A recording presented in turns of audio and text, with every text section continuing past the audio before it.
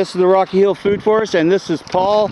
He's emptying his pathway soil bank that he built in the past year with kitchen waste, lawn clippings, leaves, bark mulch, biochar, wood ash. And what do you got to say, Mr. Palushka, about pathway soil bank building? This is still relatively new to me, so you know, sometimes it seems difficult if you're not kind of shown.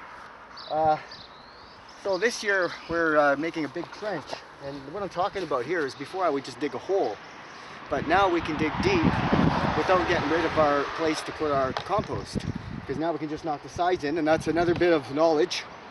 So you can still train a chimp. I learned this from Howie today. I can be a chimp. I can be a chimp too. This is pathway soil bank made in layers.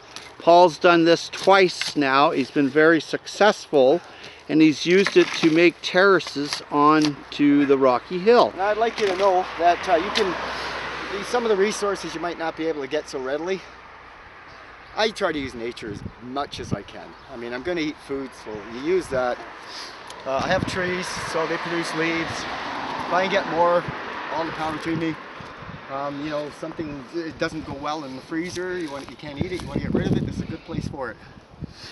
I mean, you might have pathway to soil bank or whatever, or burn it first, whatever, but bones, anything goes in here. And it just makes your forest happier, because nature would have done it anyway. You're just making it really quickly. Yeah, and I'm trying, like I say, I believe that I want to be simple as possible, so people know that they can do this, not that they have to go. And I mean, even if you got together with your neighbor, you can get a shipment of bark mulch. It's really cheap. The expensive part is the truck. So if you split on the truck, you'd be paying $8 to $12 a yard. That's so pretty you cheap. Have to buy it. So that's to make the layers like in nature that you use that for. Right. And that's what I'm burying the compost in. And you see the white mycelium along the side. That's just great. So 3 years ago, did you ever have any idea that you'd be doing this? Well, 3 years ago I looked out here and I had this idea where I would make little swales and level it off. It wouldn't take much dirt, but I had no idea about doing this. So this has just brought it, you know, I met Howie.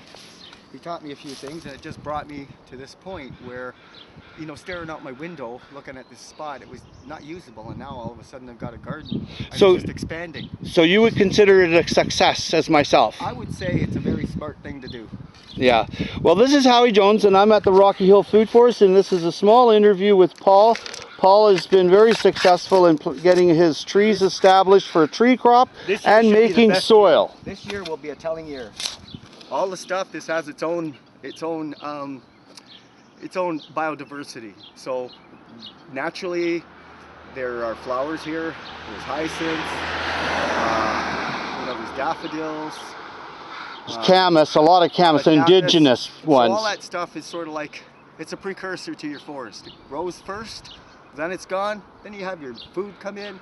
It's just part of the natural cycle, biocycle of this property. I'm glad you're loving it, because initially it's a bit of work, but one day you get to kick it and watch it all done. Look how deep his pathway soil bank is. That's 2 feet there, ladies and gentlemen. At least 2 feet deep. And look at that. Oh, it looks pretty. Mighty pretty. Mighty pretty. So he takes it up here. He goes up here and oh, he's built this, hey. Hey. It's quite a climb. And he's bringing it up here. And look at this. It's a bit of work, boy. You don't need to go to the gym when you're doing this. Yeah, we can't. You're not allowed to go to the gym because of there's problems in the world. Not allowed to talk about it because, you know, it's YouTube, right? Fear virus. Yeah.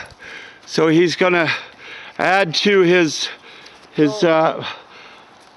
food forest here, and here he goes. So I got to tell you something about this. Never say never. So I had out here, I had some lemon seeds that I planted. Winter was coming. I thought, well, I don't have a place for them all now. I'll let it fend for itself. Then I saw it had survived, so I planted it. This little girl here has wintered in this spot. lemon tree in Canada by itself. Look at this, ladies and I gentlemen. imagine it's all the rock. You know what? It formation looks around here. like, to me, it looks like a honey mandarin Could be that too. or a satsuma. Could be, because we've had all kinds of seeds that we just keep. So you're just going to continue going along here and Yeah. do a window dressing. And this is no-till. They do no-till here. Once this is here, they just plant it. Expanding, so that when the trees take root, Yeah. there's somewhere for the roots to grow, and as it expands, I have more. So you planting put some area. right here then. Absolutely. Yeah. Up high because it rolls downhill. Nice. This is Howie Jones and this is Paul at the Rocky Hill Food Forest. Paul's done a lot of work. Peace out. Peace and love goes a long ways in this world. Keep patience, keep calm, keep cool, and carry on. Don't forget your fellow human being.